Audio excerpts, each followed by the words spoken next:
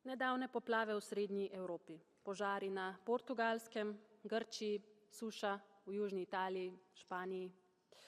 Vsa Evropa, ves svet pravzaprav se sooča s podnebnimi spremembami oziroma njihovimi grozovitimi posledicami. In zavedati se moramo, da bo vsako leto samo še slabše, žal.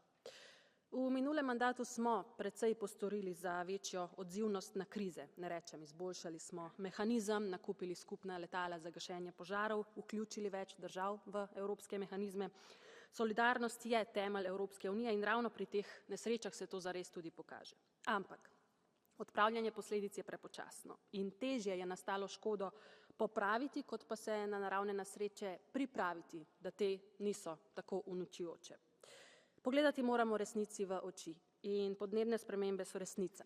Naravne katastrofe kot posledica so resnica in ni rešitev v tem, da zvodenimo famozni Green Deal, kot trdijo nekateri, ampak je rešitev v tem, da povečamo namenska sredstva Evropske unije in investiramo v to, da države prilagodijo infrastrukturo ter s tem zmanjšajo ogroženost in posledice na lokalni ravni za tiste, ki jih te nesreče najbolj seveda prizadenejo. Hvala.